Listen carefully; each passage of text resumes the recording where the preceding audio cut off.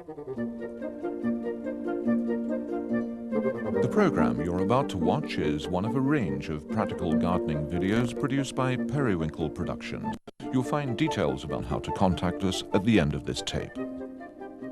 Throughout, our aim is for you to watch The Expert and then experience the sheer pleasure of being able to go out into your own garden or greenhouse and do it yourself. From now on, you'll share with others that extra special confidence which these programs provide to create a garden of which you can be truly proud. So, sit back and enjoy yourself.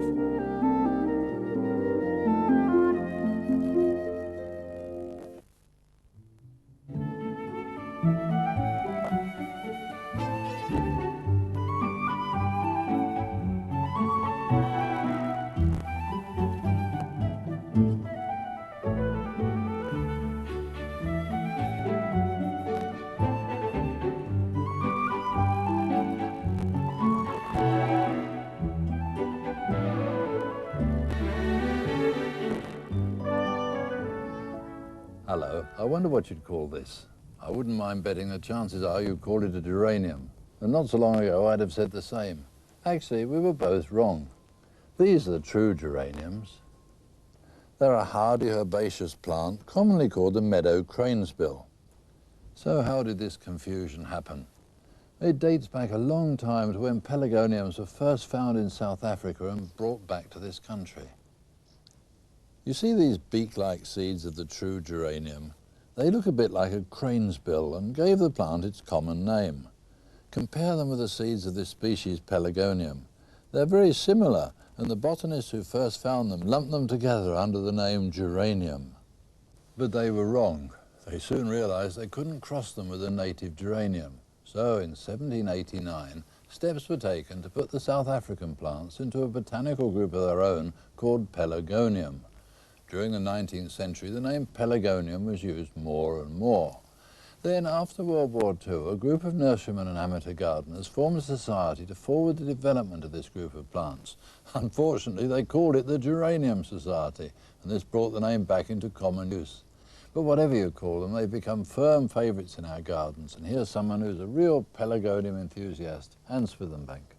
Yes, I find them fascinating. I think they're a marvellous group of plants.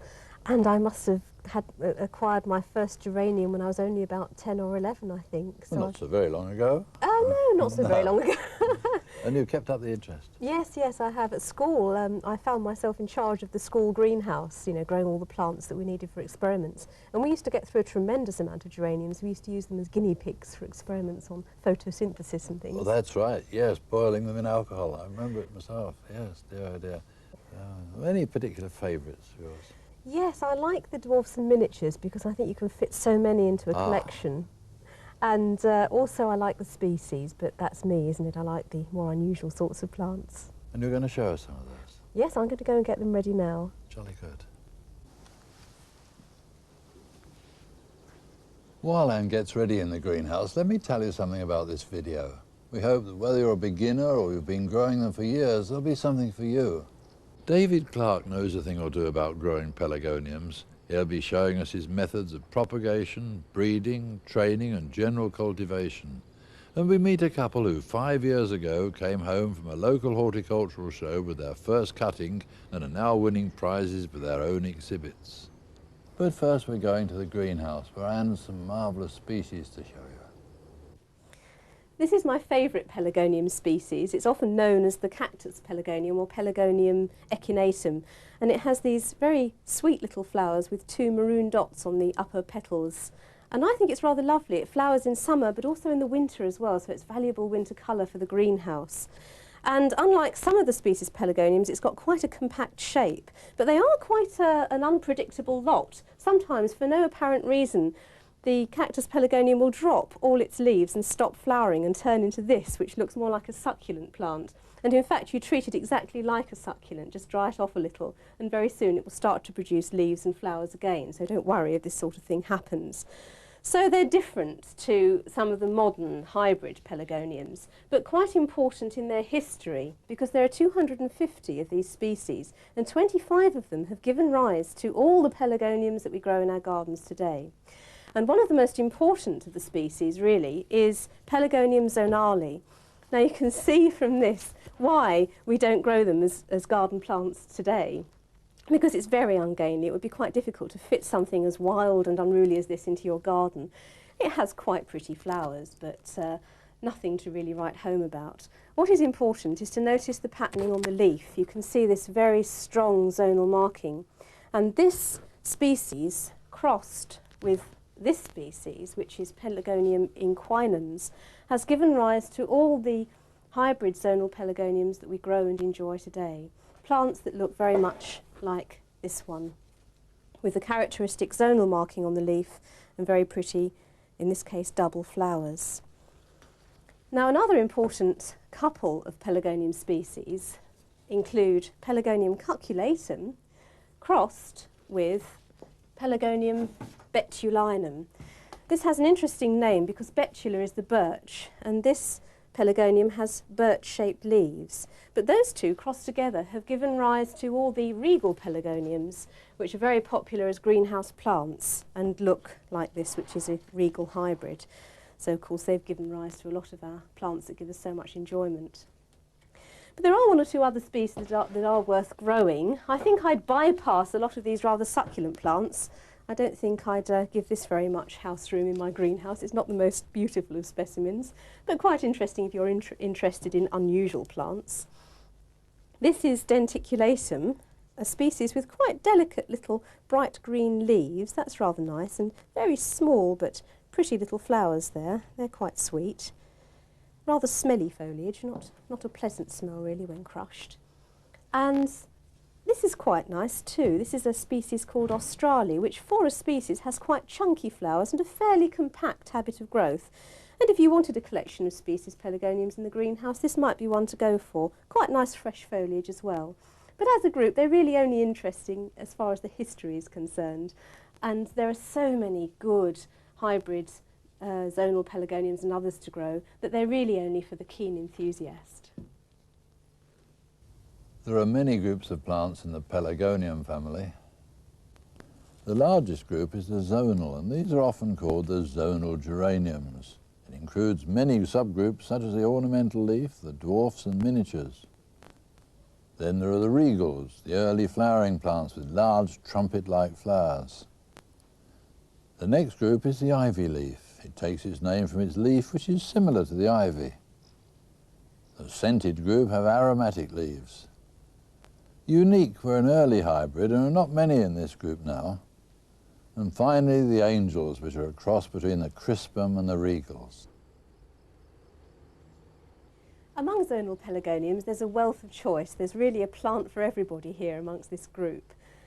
Here's a plain-leafed kind with doubled flowers. There are also plain-leaf kinds with single flowers, and these are for people who like just a straightforward pelargonium. But if you want to be a bit more adventurous, there are some that have the most marvellous leaves. This has gorgeous golden leaves with a rather subtle zonal mark running around it, and lovely flowers that rather complement the colour there, I think. There are other sorts of golden leaf kinds. The one I've just brought in has very bold zonal markings called golden ears. This one has a more rounded leaf and quite bold zonal markings. And this one has almost plain gold leaves where the zonal marking has shrunk to almost nothing. It's very, very pale there in contrast to some of the others. And then there are the ornamental leaf types, which can be very bright and bold. This is a well-known variety called Mrs. H. Cox, which has got at least 3 colours on the leaf there. There's a cream, a green, a sort of maroony reddish colour and pink. So there's really 4 colours on those leaves, which is very beautiful. And here another multicoloured leaf where there's yellow, orange, dark green, green. Beautiful colours again. And here just variegated leaves with 2 different colours of green on the leaf and white going around the edge. And this is a well-known variety called Caroline Schmidt that's been used many, many times in bedding schemes over the country before the seed-raised pelargoniums really came into vogue. I can remember taking thousands and thousands of cuttings of these when I worked for a parks department. So there's a great deal of variation. The plain leaves, the golden leaves, the ornamental leaves, and leaves with really quite unusual patterns and markings on them. This is a stellar variety which has very indented leaves and quite deep zonal markings on this particular variety, which is called Bird Dancer. I love this one. I think it's got the most delicate flowers, and because it's got such striking leaves, I don't think it matters that its flowers are small. I think that rather adds to it, and I think the name Bird Dancer suits it beautifully. There are varieties that have quilled petals. This one has very deep red flowers and quite plain leaves and doesn't really look like a pelargonium at all. It's got nice dark flower stems as well. I think this is a very striking plant. And then there is this one, which is a very old variety that's regaining its popularity. This is a variety called Apple Blossom Rosebud and has the most amazing flowers that really do look rather like apple blossom. It's a very intense double. And even stranger, I think, is a tulip-flowered variety called Patricia Andrea, where the flowers never really fully open and look rather like tulips.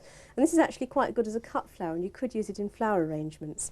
So I do think that there is something here amongst the zonal group that would suit almost anybody.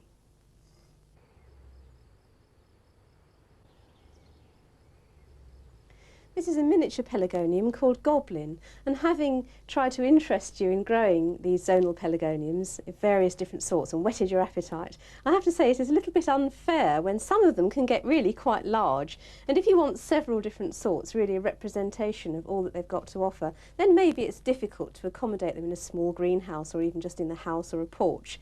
But these really do present a solution, the miniatures and dwarves, because if you look at this ornamental leafed pelargonium here, that's taking up almost the same space as this entire collection of little miniatures and dwarves, which are very pretty, very varied, and yet there they are. You can put perhaps 4 or 5 on a south-facing or west-facing windowsill. You could have a small area of them on greenhouse staging very, very successfully. They have a completely different habit of growth to the taller growing kinds. If you look at this plant, you can see that there are quite large gaps in between the leaves, and the stem is quite succulent and the leaves large. Now if we look at this 4 or 5-year-old plant of pale pink double Dean Bowler, which is a miniature, you can see that the growth in there is really very dense. It's very dense and shrubby, and the gaps between the leaves are very small. And that's the difference. Within the miniatures there's lots of variation. You could choose from little plants like this urchin, which is really a stellar variety, but in miniature form, with those lovely little crisp, thin petals and pretty leaves. There are doubles, like this Jane Eyre, which is a gorgeous pink colour, very floriferous. I think this one's lovely. It's called Alday and has single flowers, but they contrast so beautifully with the foliage, and they're held up well above it, so it's got quite a different form to something like the Jane Eyre, where the flowers hugged the top of the plant. There are even golden leaf plants, which could be used to bring a little bright patch in amongst the collection of plain green leaf varieties. And this is quite special, Milden, which has speckles and freckles all over the leaves. This is really quite unusual. And stripes as well. So within that group there's enough to keep a collector quite satisfied. So you could just collect miniatures and dwarves and leave all the rest of them alone and still have a fascinating collection of plants.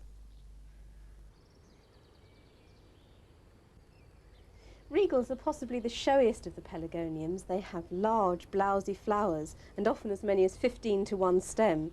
The modern varieties start flowering at the beginning of summer and will carry on right the way through. And they really are a picture. When they're flowering in full pelt, they're so smothered that you can hardly see any of the foliage down through the flowers. They're quite different in habit to zonal pelargoniums, and you wouldn't plant them out as bedding plants. They really are only for the house as a short-term pot plant, or for the greenhouse or conservatory. They don't like being put outside where they've got to battle against the elements or the wind and the rain. They're really quite hothouse flowers. The flowers are very prone to damage because they're so large and full and frilly. The plants themselves can get quite woody and even straggly, I suppose, after a while. This plant, you can see, has got quite a woody base. It's begun to get quite corky there. And this is obviously an older plant that has been cut back at some time, and new shoots have grown. Younger plants are much more compact. These would be about 1 year old from cuttings. And there is a good variation of flower colour. This one is lavender harewood, a really striking deep colour, lovely colour combination there. And this one is quite unusual in that it has fringed petals, and that's Fringed Aztec. Ivy-leaf pelargoniums have slightly succulent leaves and usually a trailing habit, which makes them very useful for covering the edges of hanging baskets and window boxes. They're a familiar sight on the continent where balcony and cascade varieties are used. These have lots of small single flowers and really tumble out of containers in great froths and cascades of flower. Individually they're quite straggly, but en masse they're absolutely spectacular. And really they're catching on in this country as well now. There are double-flowered types, which are very popular here, but they don't flower with quite such the same profusion. And there are some which have quite long joints and are very long and traily, and there are others which are more compact. For smaller containers, l'Elegant is a very good one. This has variegated foliage and white flowers, and even smaller, more petite, is Sugar Baby, which is so compact it really doesn't trail at all, but has lots of lovely little pink flowers. So all in all, they're a very useful group, and are really very easy to look after as well. Another of my favourite groups, I think I like them all really, are the fragrant types, and planted out in the herb border here, which is a very good place for it, is Pelargonium graveolens with its lovely citrus-scented foliage. This is really easy to grow, but if you confined it to a pot, it wouldn't be quite so large as this, and it wouldn't have such wonderful big leaves. But there is a variegated version of it that's also very attractive to grow, and that's Lady Plymouth. This is a nice compact version of Lady Plymouth, a plant that's been overwintered and then pruned quite hard in the spring and grown on and probably pinched out a little bit as well, so it's stayed nice and rounded and it's got some pretty little flowers on too. This is one that hasn't been pruned back, and you can see that it's really desperately untidy and needs a good trimming. This is what should have happened to it in the spring. It should have been cut back hard. When you prune a pelargonium, you prune just beyond the nodes or the swellings on the stem.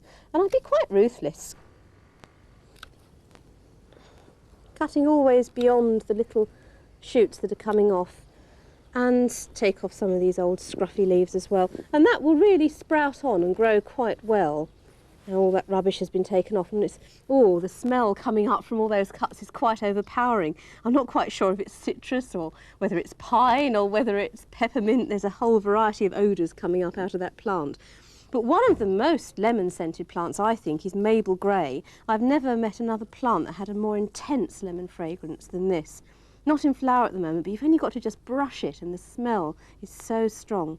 Now, this plant was pruned hard in the spring. And with these scented leaf types, you don't need to keep propagating them and growing fresh young plants. It's quite a good idea to let them build up and become old. Pop them on once every couple of years or so. Sometimes you don't need a larger pot, you can just pop them back into the same one and trim the roots a bit. And just keep pruning them. That's the secret of keeping them nice and compact and sturdy. This one is Old Spice, and that's got a very, very spicy smell to it. That's quite exciting to smell, quite different from some of the lemon-scented types. Altogether, a very good and interesting group to grow.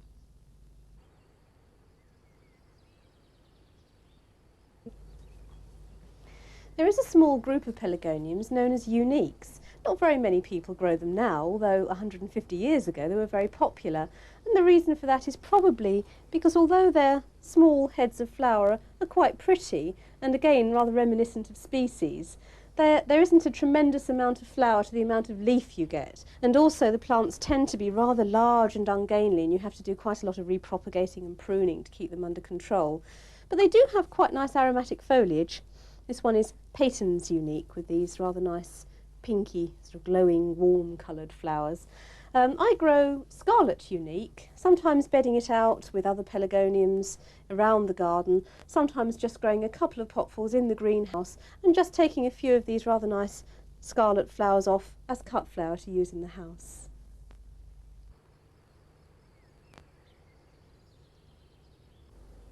If you find that regals are a little bit blousy for your tastes, then you might prefer angel pelargoniums.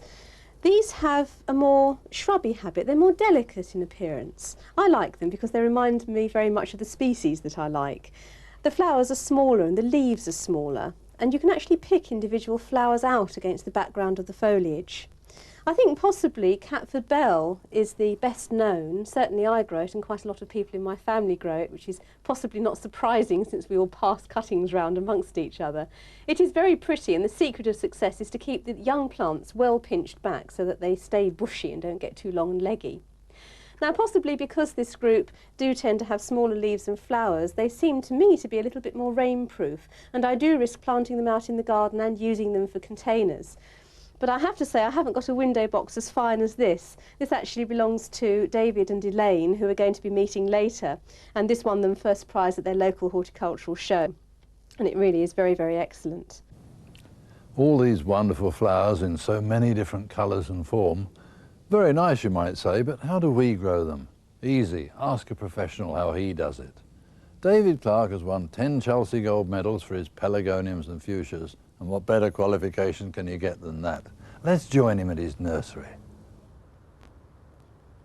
At Oakley Nurseries, we propagate pelargoniums every month of the year.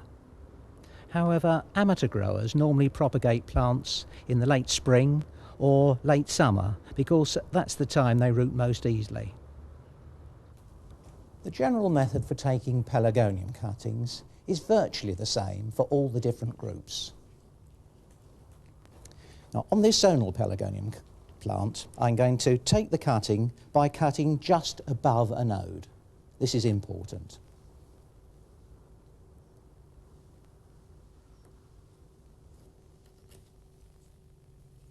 Cutting number one. I'll take another one from the back.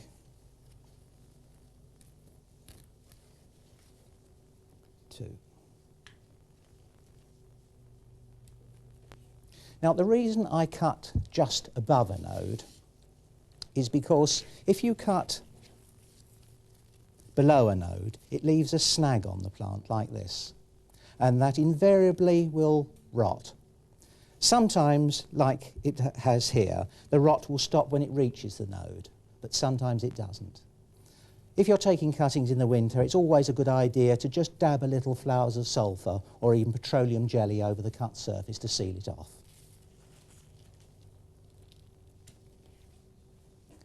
Regal pelargonium cuttings are taken in exactly the same manner. Cutting carefully with a sharp knife just above a node. Cutting number one, I'll take another one here. Now notice I emphasised take the cutting with a sharp knife. Some people prefer to just break the cuttings off. This is quite possible. In fact, you can break a cutting off a bedding plant, insert it in the garden, buy it in midsummer, and the plant will root, no problem. But you try doing that in the winter and you'll probably end up with rotting cuttings. Ivy leaf pelargoniums taken exactly the same manner. Cutting just above a node.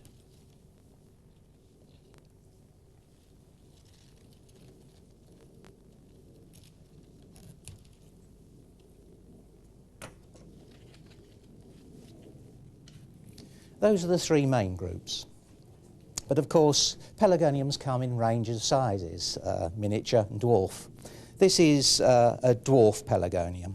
Cuttings are taken exactly the same way, but because the plants are smaller, the cuttings are slightly smaller. One.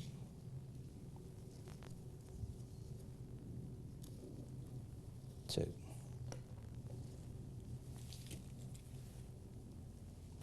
Similarly from the wide range of other types of pelargoniums, angel pelargoniums, scented leaf pelargoniums, take off the cutting,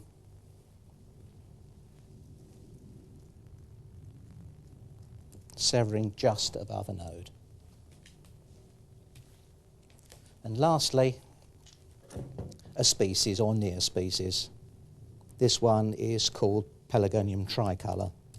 I'll just take one cutting from that. Now, before the cuttings can be planted, they've got to be cleaned up. This zonal pelargonium cutting must have all the lower leaves removed, together with the leaf stipules. These are the little pieces of leaf just where the stem joins the main plant. Take off all the leaves, just leaving those partially developed leaves near the top. And finally, the cutting should be trimmed just below a node. There.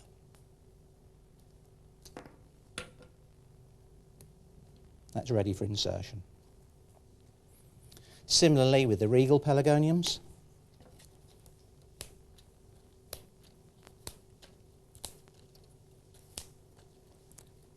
Never take all the leaves off, just leave a little cluster like that. That's about right. And remove these leaf stipules. And any of the growths that are too low down on the cutting to be of use. And similarly, trim just below the leaf joint.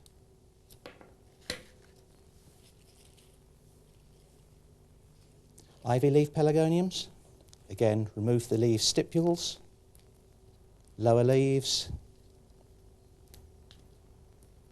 and if there are any flower buds, remove those as well at this stage. Finally, trimming below the leaf node.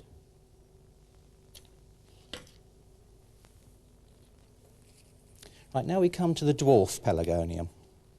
As you can see, the cuttings are that much smaller. The exact size doesn't matter too much, but make sure it's more than an inch long. Cuttings that are less than an inch long are less likely to root.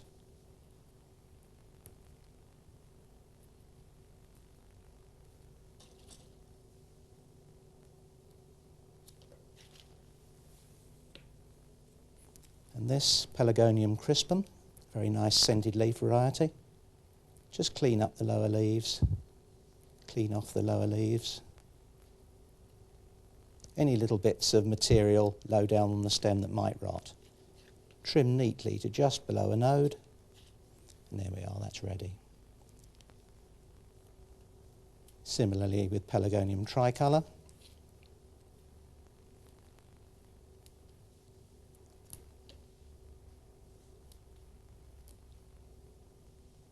There we are, it should be about right. This one is so short jointed it's almost below a node anyway. There we are, that's fine. Now, before we plant the cuttings, some of them must be dipped in hormone rooting powder. Now, there's a bit of controversy about this. I would prefer never to use hormone rooting powder for zonal pelargoniums or ivy leaf pelargoniums. Now, the reason for this is that if you use hormone rooting powder, it causes the end of the stem to swell. And when it swells, it cracks. And if it cracks, it seems to let fungus in and the whole plant rots. It's usually at the stage where you get a beautiful rooted cutting, plant it up, and then it collapses and dies. So I would not use hormone rooting powder on ivy leaf pelargoniums or zonal pelargoniums. But you'll find that regal pelargoniums and some of the other groups are much more difficult to root. They take longer. And in fact, it's essential to use hormone rooting powder on regal pelargoniums, particularly in the winter. You'll find that many of them won't root without it. As for the dwarf and miniature pelargoniums, I would normally not use hormone rooting powder. But if the stem has gone slightly hard or woody, sometimes just a little bit of hormone rooting on powder on the end will make all the difference. But be warned and be careful with the way of using it. Right, hormone rooting powder for regal pelargoniums. Dip it in well, tap the surplus off. That's ready for planting. And with these types, the Pelargonium tricolour, Pelargonium crispum. And these I would not normally use hormone rooting powder. These I'll use hormone rooting powder for. Now we're ready to plant up the cuttings. Now the type of compost which is used is important. You must use either a seedling compost or one which is specially designed for rooting cuttings. You can buy them in the ordinary nursery or garden centre, and their use will be marked on the bag. Don't use one which is specifically for potting plants, and definitely don't use garden soil or any other unsterilised compost. Cuttings are simply inserted into the soil at such a depth that they'll stand up happily on their own. Just firm them in slightly. That's all that's required. Zonal pelargonium cutting in a similar manner. They can either be inserted in individual pots or you can plant several in a little tray.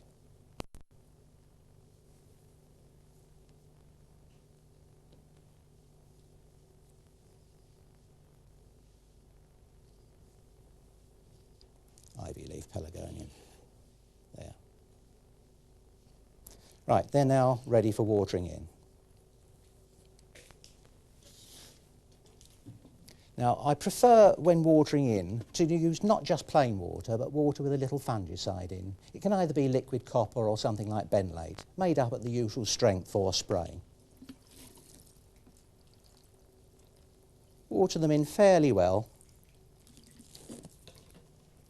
Now, the cuttings should be put in a warm place, something like 60, 65 degrees Fahrenheit is ideal. They shouldn't be in direct sunlight, but they need good light. So on the south side of a greenhouse with a sheet of newspaper in front of them is ideal.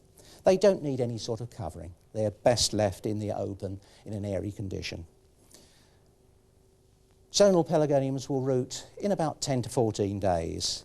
Ivy leaf pelargoniums in a similar sort of time, but regal pelargoniums and some of the species will take longer. They can take up to 30 days or more to root, particularly in winter. That's all there is to it. I know that people have trouble with their pelargonium cuttings because a lot of them ask me where they've gone wrong. And some are confused because they think that they should leave the cutting out to dry before they insert it. What do you think about that? Well, that used to be the advice in the older books and so on, but these days it isn't practiced, certainly not commercially. You just take the cuttings, prepare them and insert them straight away. And how do you know when they've rooted and you can actually pot them up? Yeah, that can be a problem, but with a little experience you can actually see it. Before they've rooted, the plants take on a rather grey, bluey grey appearance and look rather sorry for themselves. But as soon as they've rooted, they become more shiny and the leaves are turgid, they're stiff and they're paler in colour. And of course if you use this sort of peat pot, you can actually see the roots appearing on the side of the pot, so you're certain then. And of course they do grow. If you see fresh growth, they must be rooted.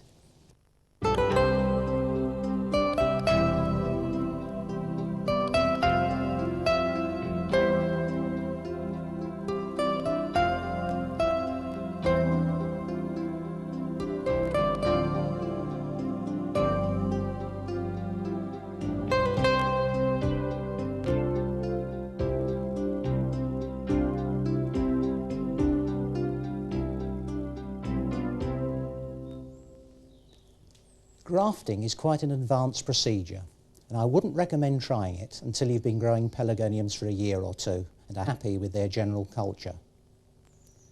Now, the main reason we graft plants at Oakley is to produce standards. Although it's possible to train many pelargoniums on their own roots in exactly the same way as you'd train a fuchsia, it's almost impossible to grow a tall regal pelargonium standard that way. Before grafting can take place, the grafting stock has to be grown. This alone can take the whole of the summer season, so growing a large standard can take 2 to 3 years. This is the stock which I've selected, and I'm going to graft on top of it a regal pelargonium, a nice bushy one. Now, the selection of the type of stock for each particular plant is important. I always use Caroline Schmidt for zonals and ivy leaf pelargoniums, but any other strong growing zonal pelargonium will do. But for regal pelargoniums, I prefer to use one of the scented types, or in this case, I've chosen a unique. Growing the stock is fairly simple. Take a cutting in the normal manner, grow it on, but remove all the side shoots so you get a single stem, and as it grows, tie it to a suitable cane. Now, before preparing the stock, I'm going to prepare the scion, the bit that I'm going to graft on top. Here I've chosen Regal Pelargonium Fringed Azek. The cutting, or the scion, is prepared almost like a cutting. taking off any of the surplus leaves and side shoots.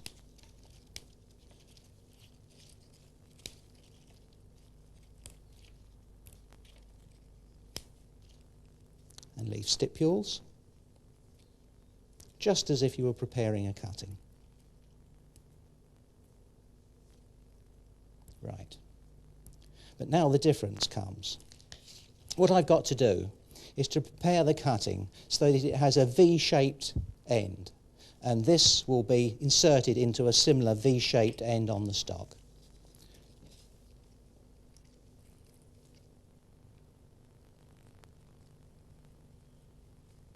This one's a little tough. You do need a very sharp blade to do this.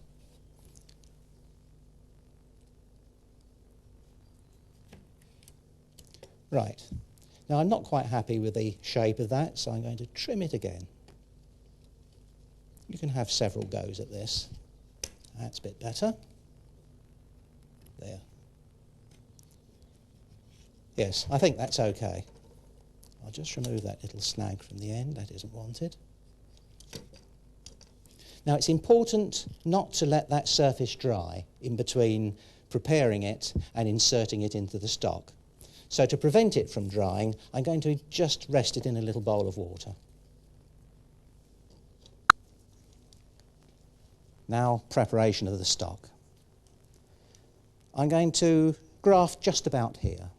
The actual point of making the graft isn't important, but the stem here should be still fairly soft and pliable. Once it starts to go brown, it's too hard to make a good graft, and it will probably fail. Cut across, straight across the top. That part isn't wanted. Now I must prepare a V-shaped notch in here, which will roughly match the one I've prepared on the scion, on the regal pelargonium. There. And that piece has come out. I now have a nice V-shaped notch in the stock. Now the two parts should be placed together, like so. With any luck, that will almost hold itself there, while I get a piece of twine to tightly bind the two together. And when I say tightly bind the two together, I do mean surprisingly tight. You've got to mould the two surfaces together. You can see I'm putting quite a lot of pressure there. Winding that round and back down again. Make a single little knot. There. Now, while that union is taking place, this will tend to wilt. So to protect it from wilting too much, it's a good idea just to place a polythene bag temporarily over the top, like that. Leaving plenty of air in there, leave that fairly loose, and just draw the bottom of the bag in with another piece of twine. Right. Now, that whole plant should be put in a bright place, but not in direct sunshine, as this little tent here will get absolutely red hot if you leave it in the sun. Leave the bag on for about 10 days, then loosen this tie at the bottom, but don't take the bag off, just let a little air get in. And after another 5 days, that can be removed completely. And gradually the plant can be accustomed back into full light. After a while, about up to 30 days, the tie can be taken off. Just unwind it. And providing the graft is taken, the plant will continue to grow normally. Remove any side shoots as they form from the stock, and support it well with a cane. It'll take another year, perhaps, to get a nice big head, but then you'll end up with a beautiful standard pelargonium. And this is a 2.5-year-old specimen of fringed Aztec. It's grafted onto a stock of one of the uniques.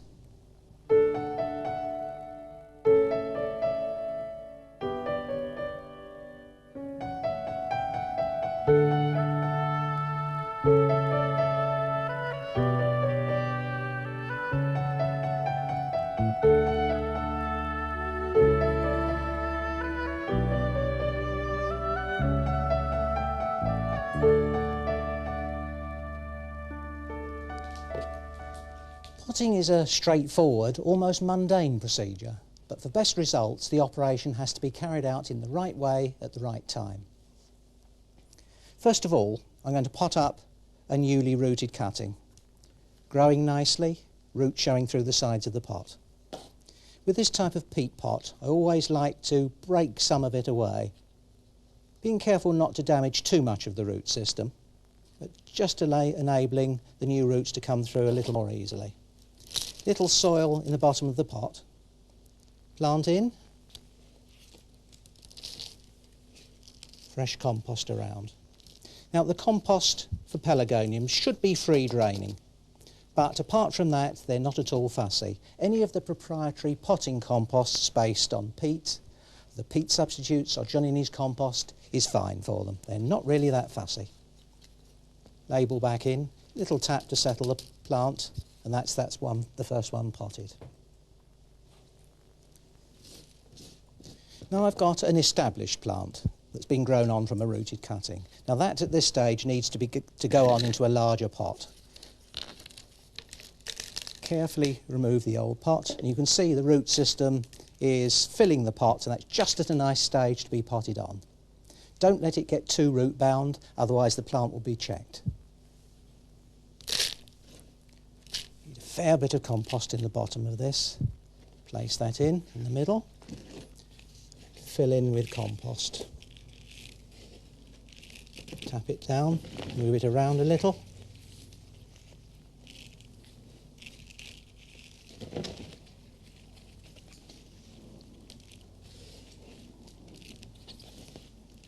Now notice I'm not going to firm it down very much, just light firming with the fingers. That's all that's necessary, and even then I like to tap the sides of the pot to make sure it's settled evenly. Now it doesn't matter whether you use plastic pots or whether you use clay pots. Use whichever you prefer, you can get good results with either. Now as I'm growing this plant on, I'm going to do something which to some people seems a little controversial. I'm going to pinch out the growing tips by just breaking them off gently near the top. Here's another one, like that. Now that will have the effect of making the lower branches grow. The plant will become more bushy, and ultimately it'll be a very much better shaped specimen. And as I'm really wanting to put on growth rather than get flowers at the moment, I'm going to remove these flower buds. Looks drastic, but that plant will be improved. That's that one finished. Now here I've got an established plant which is about a year old. It's probably filled the compost with roots, and all the nutrient from that compost has been removed, and it will have been sustained by feeding. But every year, usually in the spring, it's a good idea to give every plant a change of soil. Again, carefully take it out of its pot. There you can see the old established root system. I'm going to carefully tease away some of this old compost. There's the label. Just squeeze it gently like that and shake. This is one of the peat-based composts, one of the soilless composts. It does have the advantage of breaking away fairly cleanly. There. Now we've exposed the root system. Put the old compost on one side. If the old pot is dirty, by all means give it a good clean before you reuse it. Little fresh compost in the bottom of the pot, but before you put too much in, put in the old root system. And if it looks dead in places, don't be afraid to trim it off. I'll put that in and gradually work in some of the new compost around it, shaking to make sure that it works its way in between the old roots.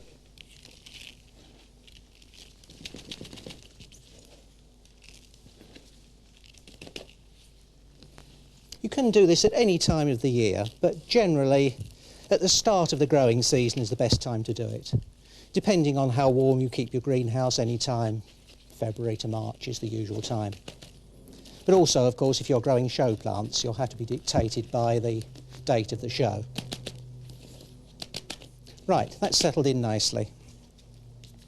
Now, because this is an old plant, it'll probably need shaping. you can see that this is growing more on one side than the other. This is because this has been facing the light. To get a more uniform plant, it's always better to rotate them, perhaps a quarter of a turn every week, or a half a turn every fortnight. It doesn't really matter. But at this stage, it's a good idea to trim the plant back. I'm just taking pieces off just to really shape the plant. That's it.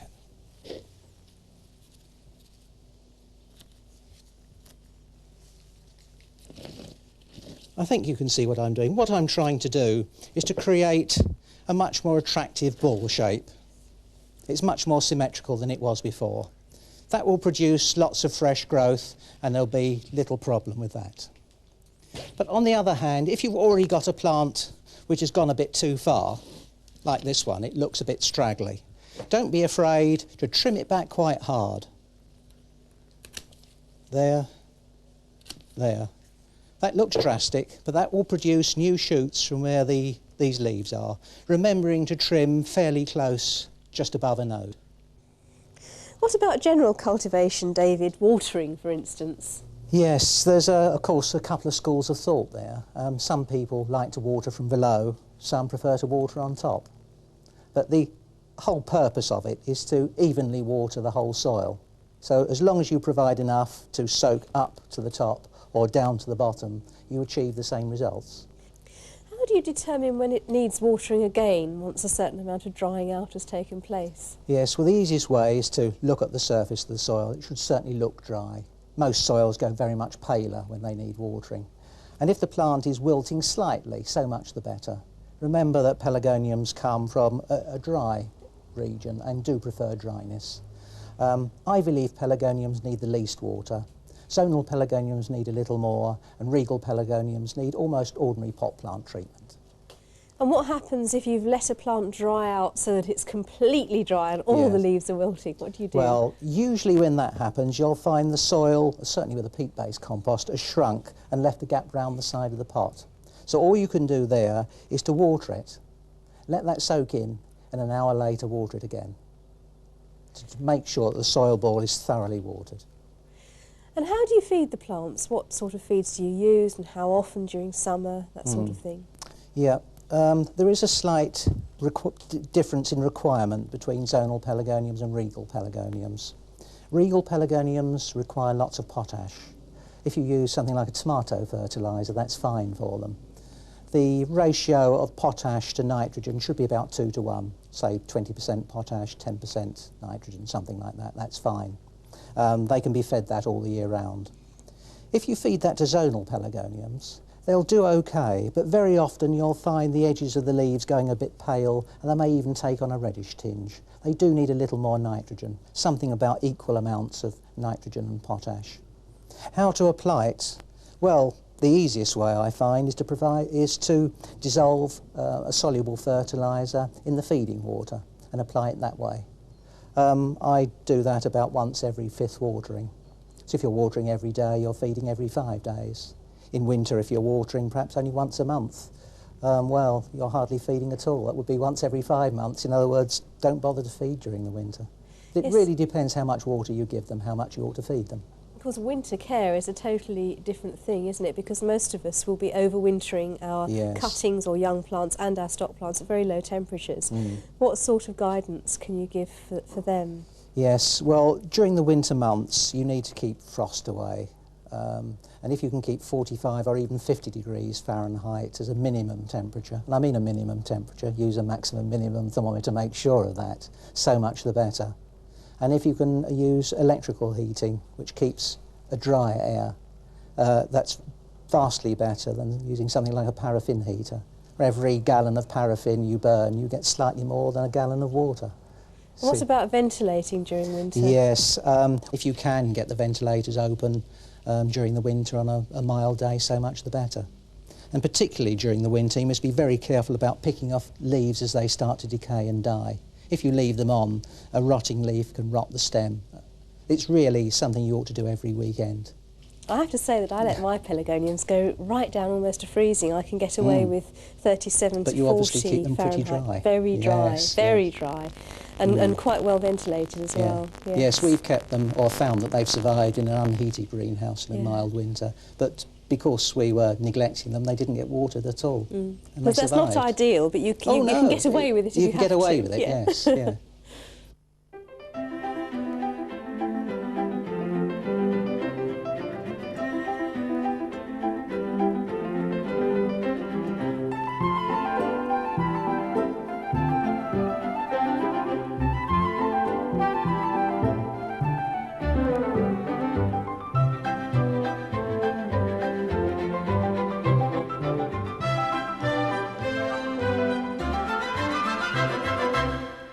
The commonest way to produce new hybrids is by cross-pollination. That means fertilising one plant with the pollen from another, different plant.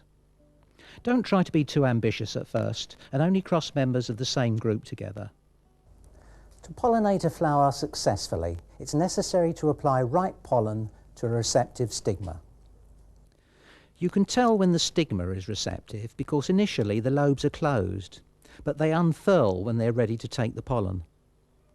The anthers are brownish and smooth at first, and the ripe pollen can be seen quite clearly by its powdery appearance. I'm going to use this plant of Rosmaroy as a mother plant, and this plant of Hazel Gypsy as the father plant, the pollen donator.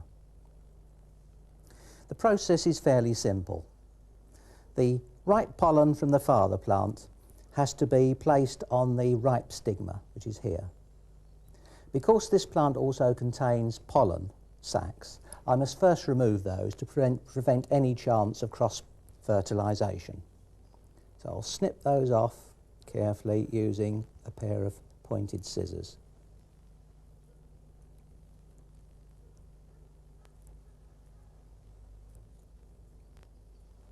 There. Now it's just a matter of taking another flower, in fact I'll cut this off, folding the petals back,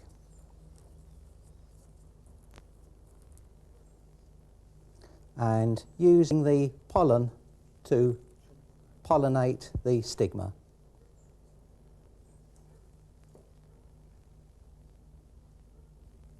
Make sure plenty of pollen touches it.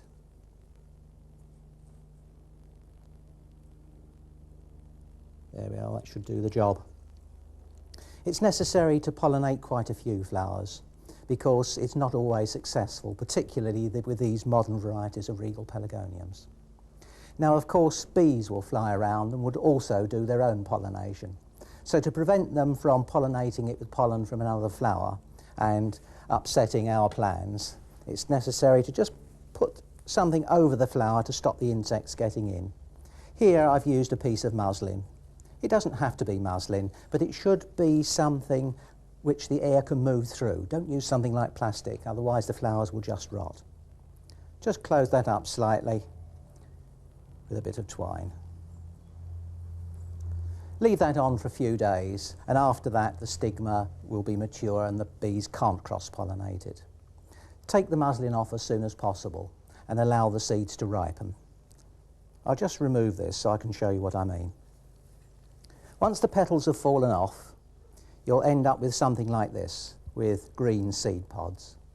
Although I've never timed it, it takes about 6 to 8 weeks for these to ripen during the summer.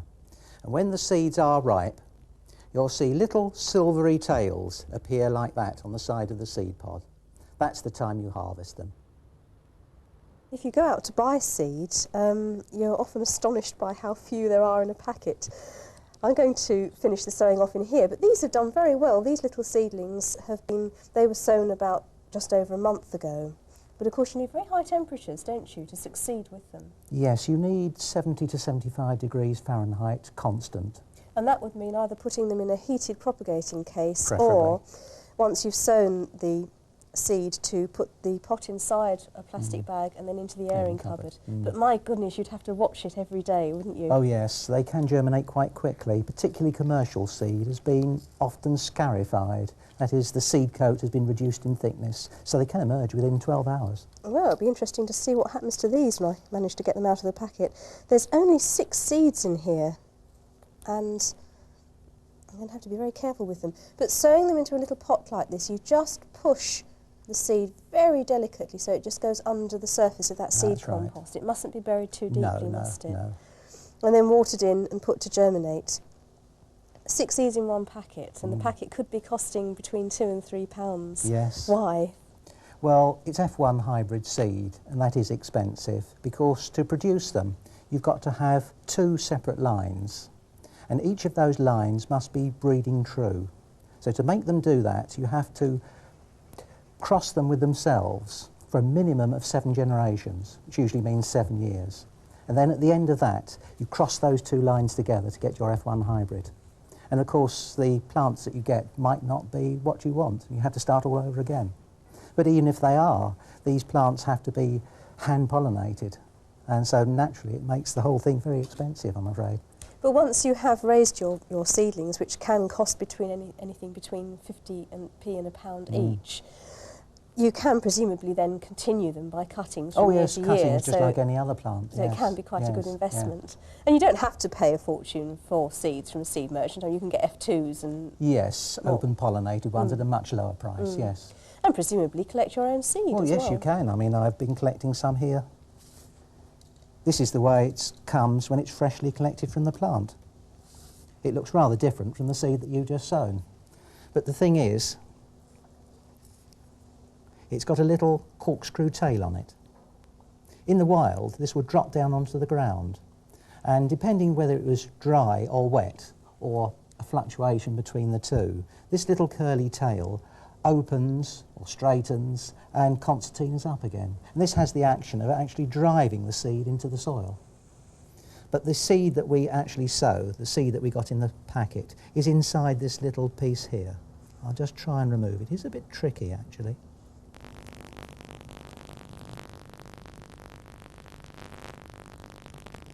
There we are. There, that's the seed that you got in your packet. That's the part that you sow.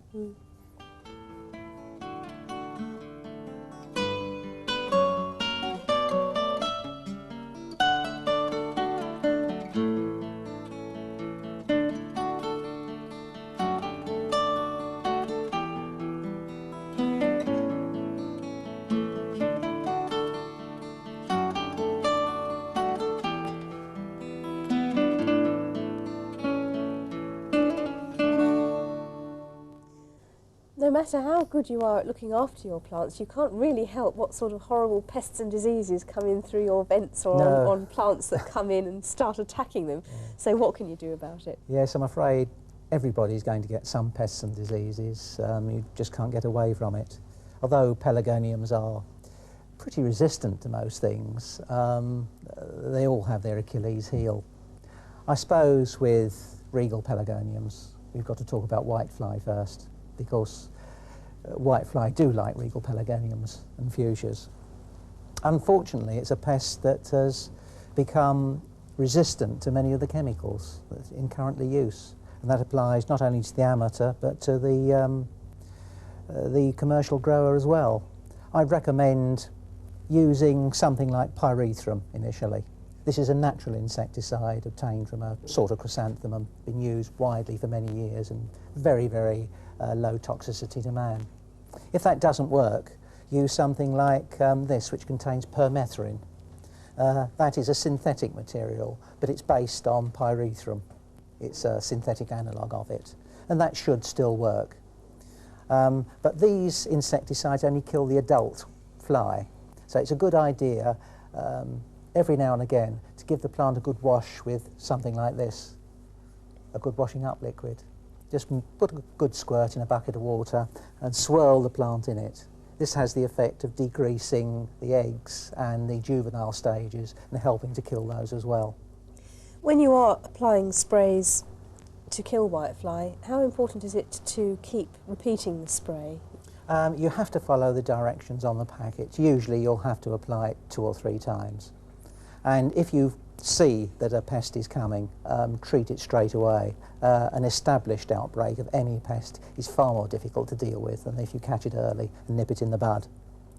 So what about red spider mite? That's another bad glasshouse That's another pest. problem. Most groups of pelargoniums don't suffer too badly, but I found fairly recently that ivy leaf pelargoniums do suffer from this. A lot of outbreaks of what is thought to be oedema, the little sort of brown corky patches on the underside of the leaves, are in fact caused by red spider mite. There's not much you can really do about that, apart from making sure the plants are growing well, growing strongly, and treating them perhaps with one of the general purpose insecticides.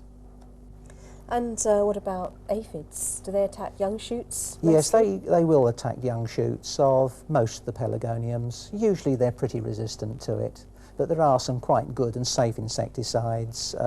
Those based on pyrimicarb are particularly good because they don't affect bees and other pollinating insects. Otherwise, malathion or many of the other killers can be used.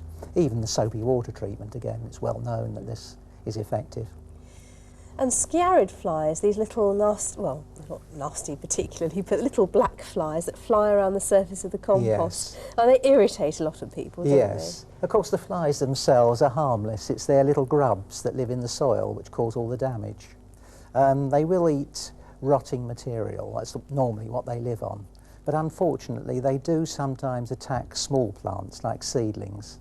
You find that perhaps your precious, expensive pelargonium seedlings will be felled almost as if something's toppled them over and the roots have gone. This is almost certainly Sciarra fly. The best thing you can do with those is water the soil with a solution of malathion or sprinkle a little gamma BHC dust over the surface. This will get rid of them, and it only affects the young seedlings. Sometimes I think that putting a layer of vermiculite over the surface might help because the Yes. adult fly then doesn't want to lay its egg into this sort of That's rather probably alien the best way substance. to deter things rather than Yes, actually, you know, yes. reach for the chemicals. I agree. What about vine weevil? That's the scourge of a lot of people. Oh dear, yes, this causes no end of headaches. Here at the nursery we are fortunate, we've never seen it in 20 years, but some people seem to be plagued with it. It's caused by a beetle which flies into the greenhouse. It lives outside, the vine weevil, flies into the greenhouse in the autumn and looks for somewhere to lay its eggs. It lays the eggs in You flower said pots. flying. The Yeah. females actually can't fly. Is it the males that fly in?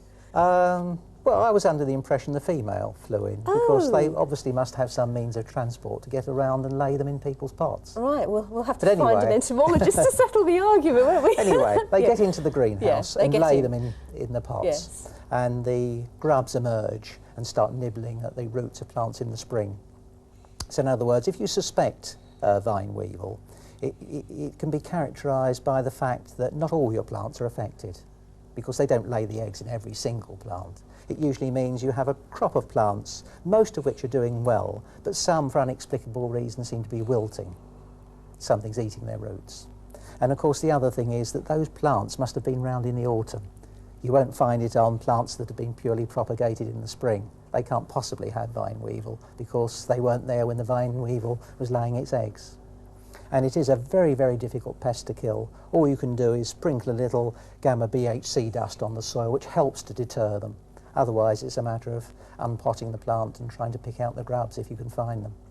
But it is a great problem. We haven't seen the real solution to that one yet. I think that covers most of the main pests. There is western flower thrip, which is a sort of recent pest, Yes, isn't it's it? very new.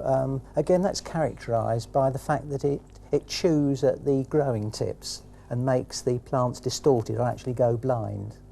So do you see it? Can you see this pest? You at all? can see it. It's a small brownish insect, very small, scuttling around, but it's most easily identified by the symptoms, as I said, of blindness and distortion of the leaf tips. And is there anything one can do by way of spraying to control it? You can try one of the general purpose insecticides, but they're not terribly effective against this. There are new things on the way. And also, if you can get them, the blue sticky traps. You know, you can buy the yellow ones, Yes. which trap white fly and so on. You can buy these from garden centres. You can obtain blue ones, which were much more effective. Oh, Oh, they prefer blue, do They they? prefer blue, Oh, but that's unfortunately most interesting. garden centres don't seem to stock them. But they No, are I've only available seen to the yellow commercial ones. growers. Yes, yes. This is another alternative to using chemicals for those who don't want them. In my own greenhouse, I sometimes suffer from, well, I don't, but my pelargoniums do, from a little caterpillar that rolls itself up in the leaf. Yes, yes, yes, caterpillars can be quite a problem, but they're fairly easily cured by the same sort of chemical that will kill whitefly, namely permethrin. You spray those over the plants in the autumn. Usually one spray is pretty effective in getting rid of caterpillars. The only other alternative is to go around with your fingers. And, Yes. yeah. If you're not very too popular. squeamish. Yes. We haven't mentioned biological control at all, but of course it is there. It's Oh, a whole yes. subject in its Yeah. own. If you choose not to use chemicals, then you can go into using biological control. These are I available, do yeah. use quite a lot of that.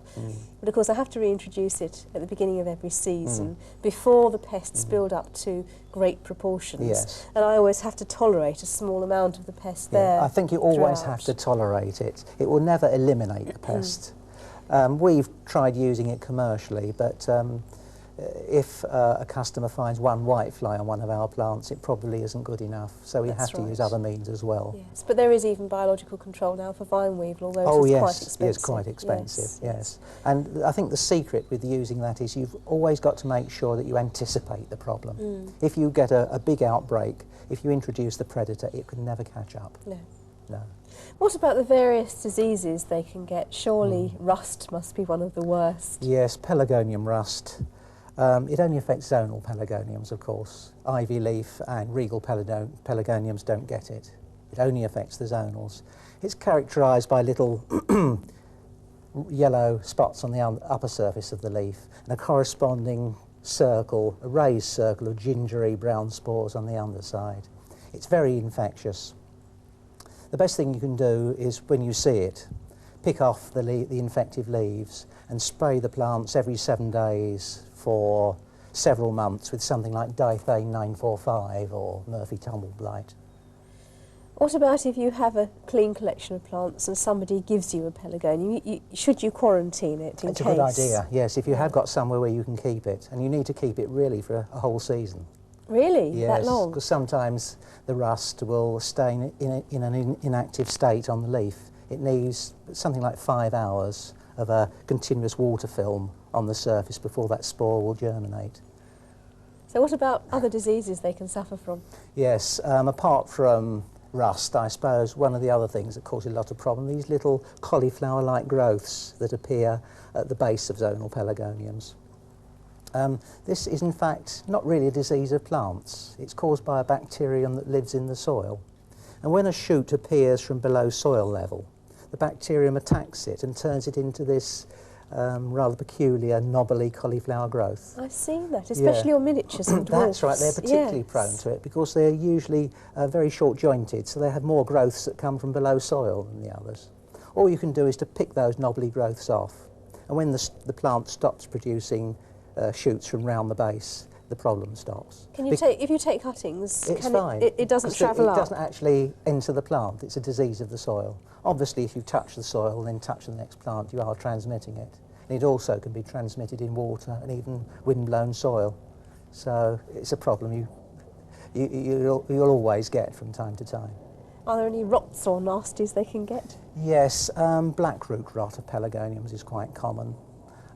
There's a bit of controversy about this, not probably on my part, because I find that if a pelargonium dies at the roots for almost any reason, it turns black.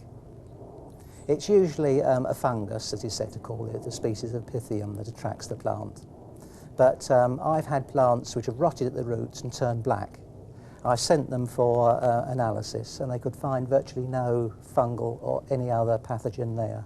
It was purely, when I had the soil analysed, far too much nitrogen in it was killing the plant. And as it died, it turns black. So very often these fungal diseases are a secondary infection, not the main cause of the problem.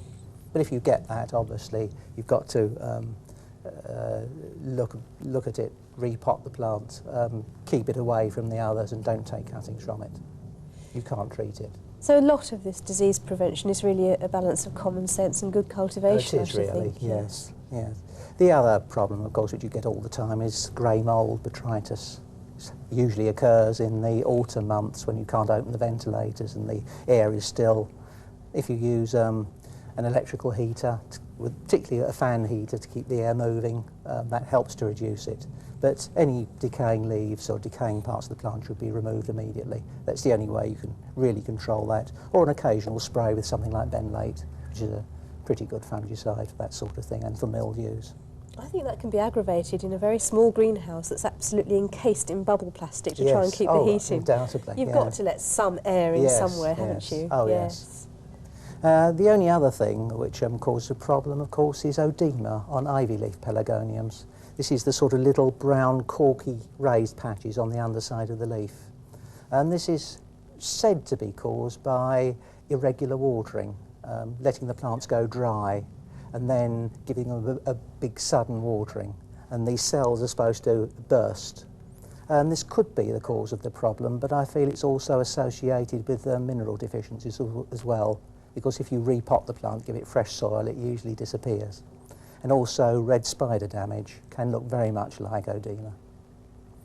And of course, with all these chemicals, if you don't like wet spraying, there's also smokes as well. You know, of these little smoke cones, either insecticides or fungicides. Although they're more expensive, it's a quick and easy way of doing it.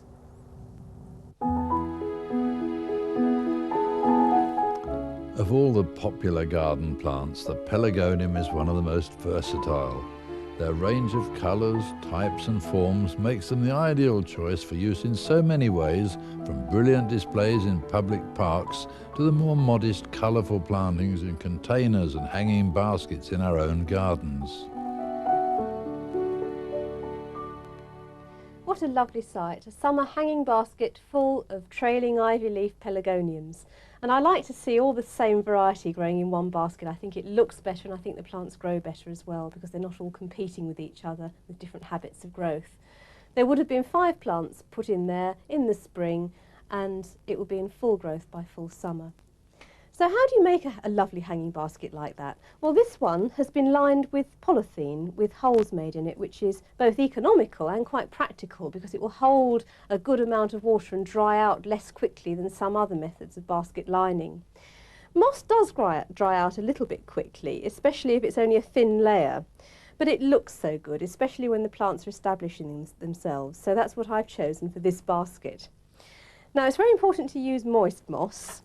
So this has been soaking overnight in a black plastic bag, and if I take out a handful, I can squeeze quite a lot of water out of it. And I've been putting a decent layer of moss all around the inside of the basket. What I feel is very important is to get a good solid rim, which helps hold the compost in. What I do is I just push the moist moss around the rim and tuck it in. And I'll keep doing that all the way around, pushing it over the top and tucking it in and squeezing hard. And when that dries, it will make a lovely solid rim there, and it won't get washed away when you water it, and it will hold quite a lot of water in the top of the basket so that when it gets dry and you water it, there'll be space there for it to sink in. So squeeze around and tuck in. And when I finish the basket, I'll cut off all the excess moss with a pair of scissors, and then I can use it to reline the next basket. Squeeze and tuck in like that. And if there's too much inside and you think it's a waste of moss, then just pull some of it out and use it for the next one. Right, it's done that. A sensible precaution to stop too much drying out is to just lay a circle of black polythene in the base, and you needn't put holes in that because that's just going to hold a little bit of extra moisture and the excess can escape through the moss around the sides. And the next thing is to put the compost in and then the plants. Now there's a lot of choice of composts as well. Peat-based composts are very popular, they're light and easy to use, but because of environmental reasons some people have decided not to use peat and have gone over to using one of the peat alternatives. This is a coir or coconut fibre based compost, which is fine to use as long as you observe 2 important points about it. First, it is not peat, so it won't behave exactly like peat. so that when you use it, if it appears to go dry on the surface, just stick your finger in when you're getting used to the watering, and you'll often find that although it appears to be dry, it's actually still wet underneath. So there is a danger of overwatering it if you're not careful. The second important thing about it is that it does need more feeding, and you need to start feeding sooner than if you were using a peat-based compost. But providing you remember that, I think that grows plants really well. And the third main group of composts are loam-based composts, which in most cases is John Innes, which you can go and buy already mixed. This is very good, of course, for growing a wide range of plants, but it does have one disadvantage for hanging baskets, in that it's very heavy. But by all means use it if you think you've got a nice strong chain to hold all that weight when it's wet. I'm going to use a peat-based compost this time and put a couple of handfuls in the base to start me off. And again, this should be moist. If you open a bag and it's dry, or you've had a bag that's been open for some time and it's dried, then just moisten it before you start. I've set the plants in so that they'll all be at the correct height when the basket is finished, and that's very important. Even if it means playing around with the plants a little bit at first, they shouldn't be so high that their roots are sticking out, and they shouldn't be so low that they're going to be buried by a significant amount of compost on top of the root balls. And I've also left a bit of a gap at the back, and I've marked the back with a label, and that's because if the hanging basket is going against a wall, it's rather silly to put a trailing plant coming right over the edge, especially one with quite a spreading, succulent leafed nature like this, because you really don't need it there. It won't get the light, and it will actually start to grow into the wall. So use all your plants for the front and for the middle. And I will get 5 in here, and I'm just going to fill gently down between the root balls of the plants that have just come out of their pots, and also around the edges, just pressing very lightly and making sure that the compost level is just below the rim, of course, so that I can get water in the top. It's not a good idea to mound your basket up. It might look quite good, but it's not practical when it comes to watering. I've planted these the traditional way, but there is another way of planting these pelargoniums, which might be easier for an amateur. If you take out a little bit of soil so that you can actually plant the pot with its plant inside, you have to make sure that there is enough compost to go around the side so it's quite firmly planted. And you would do this with all of them, of course, getting them in the correct positions quite carefully. Then all you have to do is just slide that pot out very gently, leaving a mould behind. Take the plant out of its pot, nice root ball there, and it should fit like a glove. That's it. And then just a little bit of compost to go over the top, just a scattering to cover those roots on the surface. And that just needs watering in and should settle in very well and can be hung up. I like to use pelargoniums in window boxes mixed up with other plants, especially the foliage types, because they actually make the flowers stand out more. The pink flowers of the petunia and the flowers of the cascade pelargonium here stand out better for being surrounded by scented leaf pelargoniums, the odoratissimum for instance, and the very distinctive leaf of chocolate peppermint. Some pelargoniums make good container plants, and the scented leafed kinds mix well with herbs. So I'm going to plant a nice aromatic herb container using a terracotta pot. And I've chosen one that's going to be in scale with the plants. It's fairly low and wide because none of the herbs or the pelargoniums are going to be that tall. And the important thing is to get the drainage right. There's quite a large hole in the bottom of this terracotta pot, and we don't want all the compost falling out the bottom, so the first thing to do is put crocks over that hole. And then to improve the drainage over the whole base, I'm going to put some expanded clay pebbles in the bottom as well. Not everybody has unlimited access to broken clay pots these days.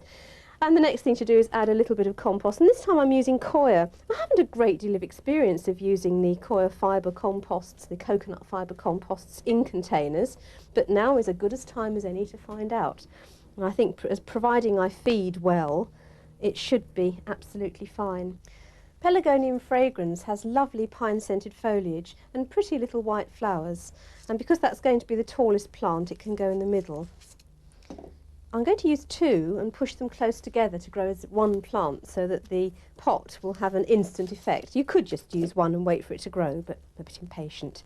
So just loosen the compost of both of them and push them together. so that they'll grow as one plant, making sure they're at the correct height so they won't be higher than the rim of the pot. Now they look nice and bushy in the middle, and the herbs can go around the outside. This is a variegated sage, and of course that could grow quite large, but the whole idea of this is to use it for cooking. So all these plants, including the pelargonium, where we'll just be taking the odd leaf, will be used continuously. So the idea is that you keep the sage and the marjoram and some of the other herbs down in height by continuously cropping them. Put the marjoram there, and I'm going to put a few thymes around the front, both gold and silver, on the basis that probably this container will be stood against something, so the thymes are going to hopefully flop all over the front and cover it up rather nicely. So I'll put a gold, a silver, and then a gold. And it will just be a case of filling in around the plants, giving it a good water in, and standing it in a nice sunny spot, because all these herbs, including the pelargonium, will like the sunshine. And all those nice fragrant leaves are going to pour over the front of the container. But it is important to use them. There's no point planting a herb container and just leaving it, because they get very straggly. The more you use them, the better the container will be.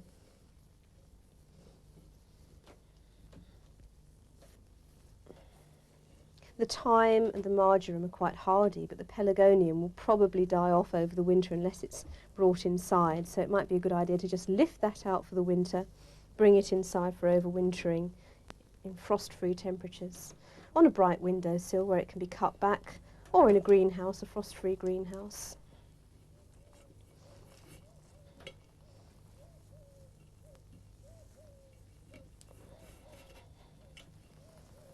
Don't worry too much about all the compost going over the edge, because that will come off when it's watered in. But it is important to leave a generous margin for watering, otherwise if it does get dry you'll have an awful job getting them re-moistened. There we are. Let's tidy it up as much as possible.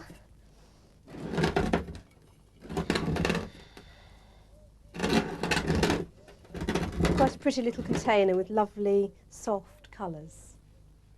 And now I'd like you to meet Elaine and David Cherry in their lovely Hampshire garden. They're both keen gardeners, but a few years ago David had a serious back operation that meant he was unable to do any heavy work. One day, after visiting a local horticultural show, they came home with a cutting. It was the beginning of a new way of life for them. We went to a local society show and I persuaded David to join the society. That was 5 years ago, and we now enter the shows. This is our 4th summer that we've entered shows. We're still very much beginners, but we enjoy it. My interest in fuchsias and pelargoniums started after I had a back problem, and I had to retire from work and got into greenhouse growing. We bought a greenhouse and we used to share it, and Dave used to have one side and I had the other. We used to work back to back. The only thing is I'm organised and I like everything in alphabetical order, but David likes everything higgledy-piggledy. And it just didn't work. And then we used to accuse one another of watering one another's plants, and if a plant died we blamed one another. So we then had the opportunity of buying a second-hand greenhouse, a small one, so David had that one. And but then decided that he was too tall and too big for the small greenhouse. So we then bought him a big one of his own. This is my propagating table that I made, an open propagator. I bought 5 by an inch timber, made a square verge of it, bought a soil cable, 1.5 inches of sand, laid the cable across, 1 inch of sand again on top of that, added a thermostat so that I can set it at the required temperature, leave it and not have to worry. And this is a few of the cuttings that I've raised.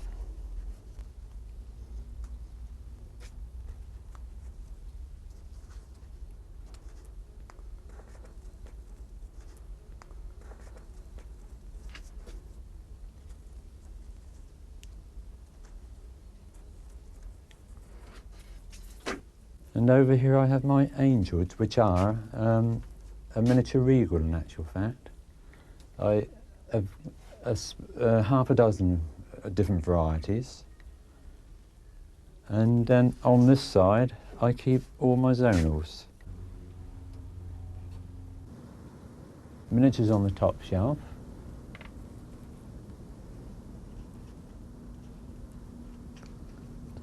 Dead petals away or else they turn to botrytis.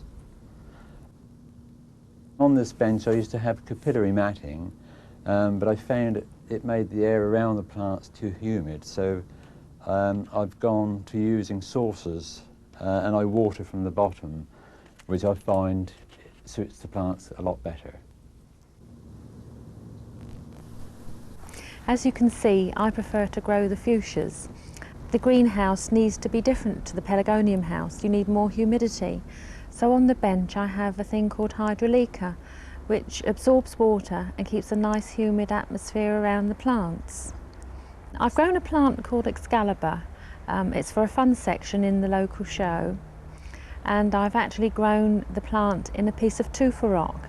It's been in there about 3 months, and I've stuck a sword in the back so that it depicts the actual name of the plant. This year at the Fuchsia Society show I got my first and won a cup, and it was for the small pot culture class, and I've grown a fuchsia called Auntie Jinx in a flower sieve. It has to be grown in a 6-inch hanging pot and they're not obtainable, so you have to use a flower sieve. In the early part of the year, very often in the evenings on the television there's not much to interest us. So we've been known to be sat down there at 11 o'clock at night with the neon light on, looking at the plants, cataloguing the plants, looking for cutting material ready for the spring. I think our neighbours think we're crackers. It's not winning that matters, although it's nice to get prizes. I think you get enjoyment out of people actually looking at your plants and getting pleasure from them. Well, Harry, here's proof that you really can use pelargoniums for cookery. A lemon cake made, or rather flavoured, with the leaves of Pelargonium crispum variegatum. And it's strong enough to do that? Yes, yes, you put them in with the flour and the flour takes up the flavour of the leaves. And crystallised leaves on the top They're there. very pretty, aren't they? Yeah. Would you like a piece? I'd love a piece.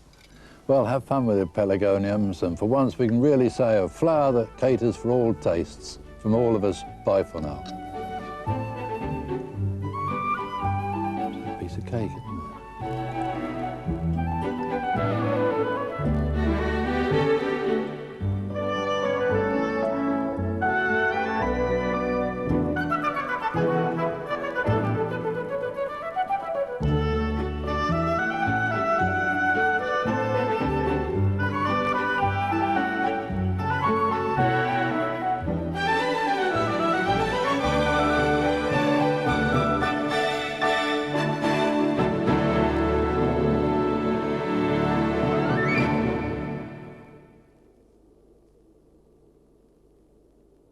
For the beginner and expert alike, the colourful catalogues sent out by specialist pelargonium nurseries offer the widest choice of plants.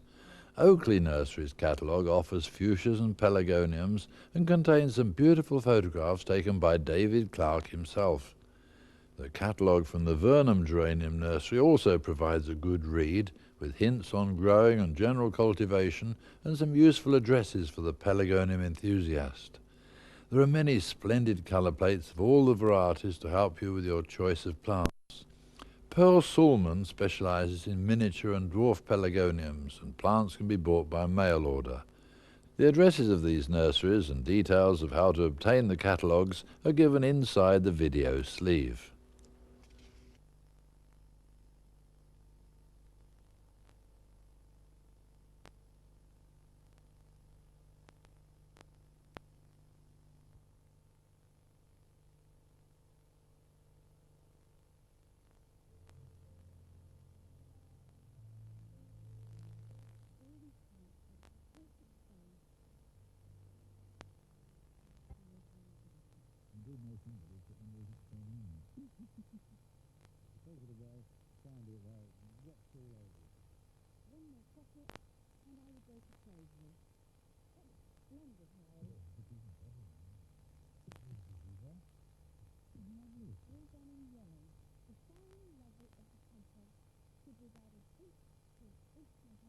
below the wood and it's the size of anything.